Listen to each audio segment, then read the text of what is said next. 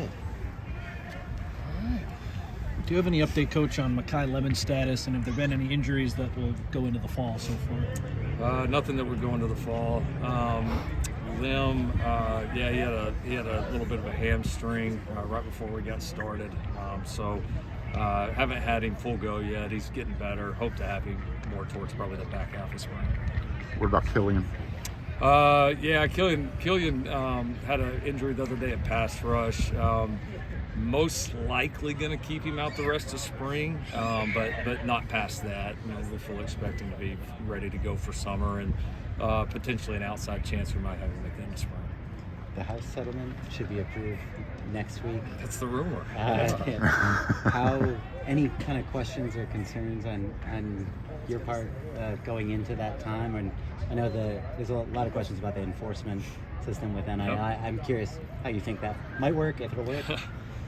Yeah, I think everybody's kind of eager to see. It's honestly a little tough to speculate on it, on how well it could. It just depends on how well it's constructed, and it's we're just in a day and age where we'll see. That would be great if we could get to that, but I don't know that I'm expecting that. I don't know that really anybody is. So we'll see what happens, right?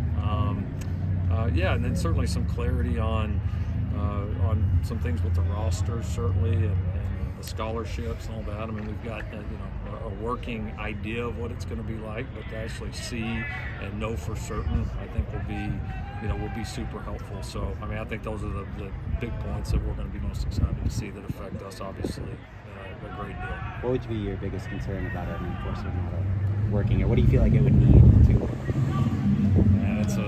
It's tough because obviously there's a whole legal side of that, and you're going to need something that's going to hold up legally, right? I think that's something that has enough teeth to accomplish what it needs to accomplish, and then something that's not just going to get run over with people getting sued and all of that. So that's the world that kind of those people live in, and that's why it's been tough to find it. Obviously, if we can, that'll be great, and hopefully they can make some good progress. Coach, as you've had some time in the offseason to reflect back on last season, first year in the Big Ten, what were some lessons learned from that first year, the new conference, and just from last season in general?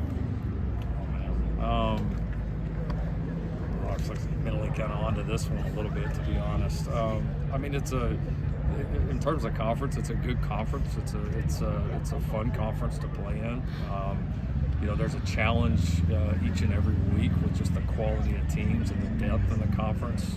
I would say the going on the road in this conference is like really truly going on the road. It's real atmospheres. It's good teams. It's big challenges.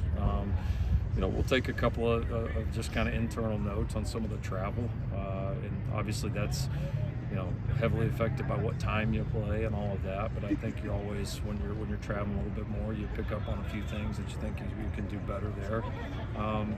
And again, I know this is you guys probably get tired of hearing me say it, but it's like in terms of kind of lessons learned, like we're just on our climb, man. It's like we're just growing, we're going, we're just continuing to get better. That's not really relative to the Big Ten or kind of to anything else. It's just we're continuing to try to grow and take steps as a program, and like I said, fix the things that aren't championship level and try to continue to enhance the things that maybe we think are right now. So it's with this now, like each team is kind of so new that there's some of the lessons that are learned, but like some of the lessons will be a little bit different this time around, and you just got to be as ready for all these different challenges that are coming, and that's why you prep so hard and why you try to grow as a program so that you're more ready for that year after year, and I think we're absolutely heading in that direction. With Sam Hewitt, how familiar were you with him as a five-star in high school? What have you learned about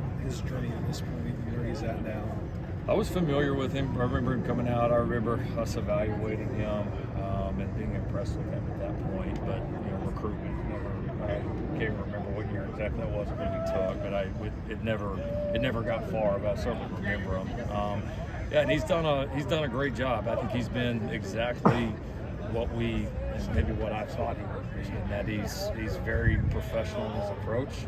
He's learned a lot of ball throughout his career. You can tell that.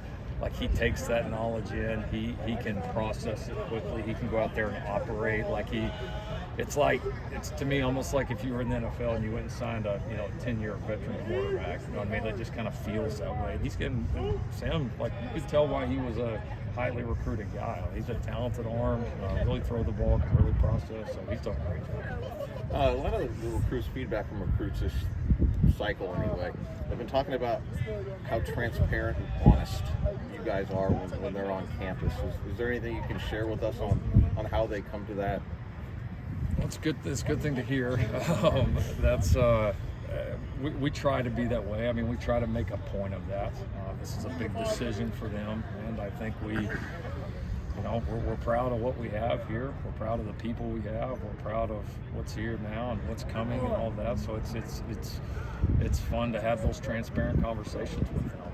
And I think certainly the additions we've made in personnel and being able to have those transparent conversations on on all aspects of the decision, whether it's the football side, whether it's the business side. I mean, all of it. Like it's we just got a very kind of to the point group, and that's something that we try to pride ourselves on as a program. I want people to walk out here, whether they come to SC or not. I want them to walk out here with complete clarity on who we are, what this would be like, what the expectations are, on both sides, what we're going to expect out of them and what they should expect out of us as a staff. Coach, obviously, you guys made size a priority coming into the transfer portal this last time.